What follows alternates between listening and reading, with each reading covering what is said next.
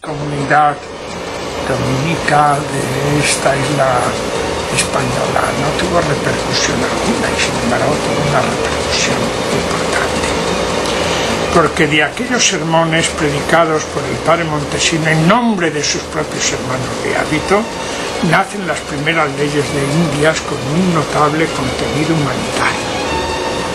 Nace también la corriente criticista en lo que entonces se llamaban las Indias occidentales.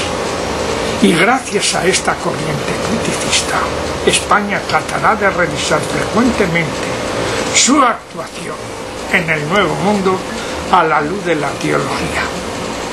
Igualmente nace el movimiento que ha sido denominado humanismo cristiano, en virtud del cual es considerado el indígena como persona y como sujeto capaz de fe y de sacramentos.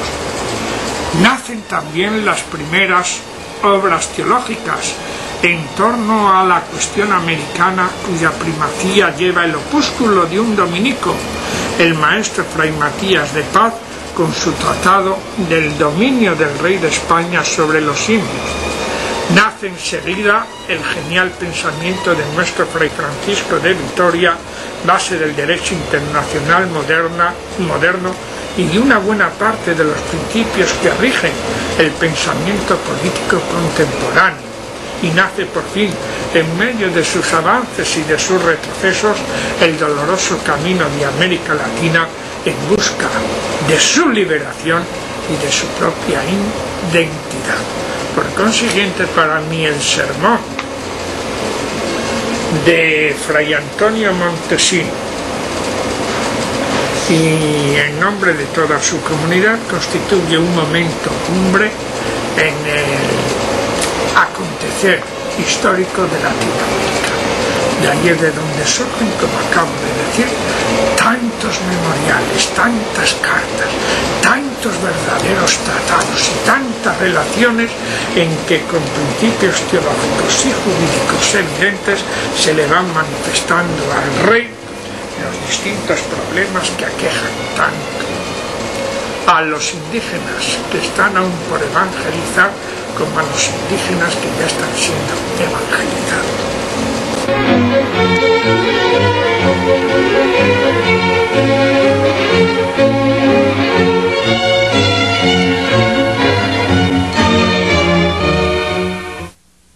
Pedro de Córdoba, los frailes dominicos de la Española aprendieron a vivir como vivieron los primeros discípulos del propio Santo Domingo de Guzmán.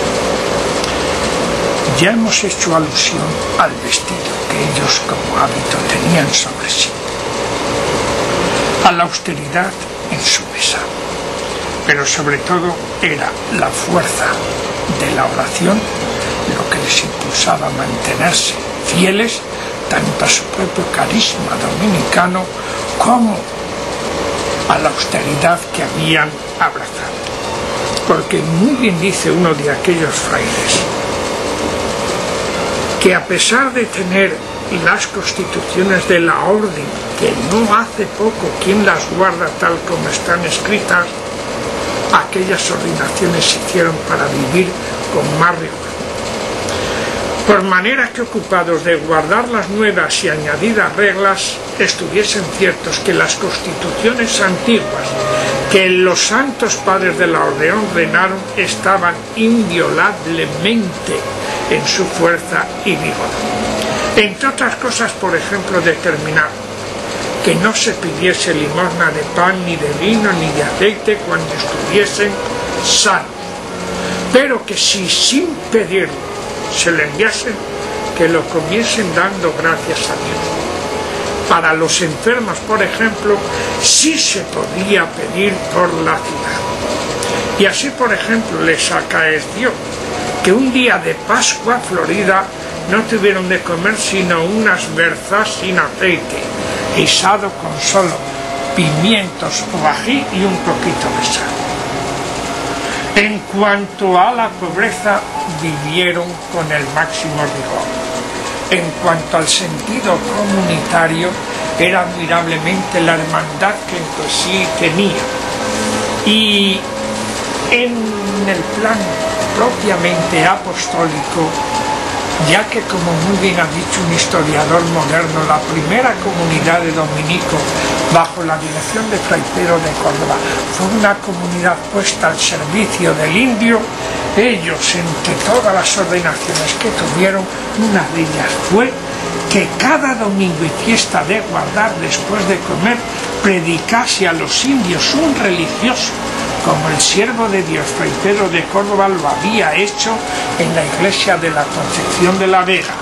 Y este fraile dominico de aquellos tiempos escribe así: y a mí que esto escribo me cupo algún tiempo este cuidado, y por eso era ordinario llenarse la iglesia los domingos y las fiestas de indígenas, de los que en casa servían a los españoles, lo que nunca en los tiempos anteriores se había visto.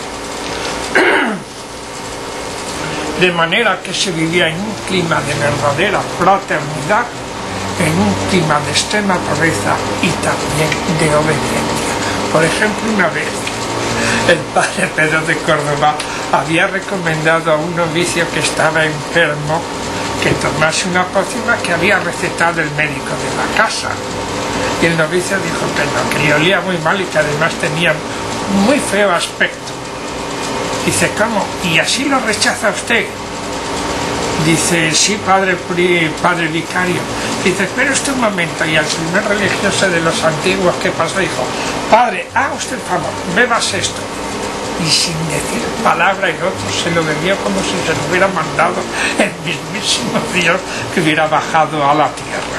De manera que en este clima de obediencia y sobre todo de una cordialidad entre ellos admirable, aunado con la pobreza y el gozo en la predicación y en la misma vida comunitaria, esto fue lo que caracterizó a la primera agrupación de dominicos en América. Yo diría que después de los principios de la orden no se encuentra en toda nuestra historia algo similar o parecido a lo que constituían las comunidades fundadas por San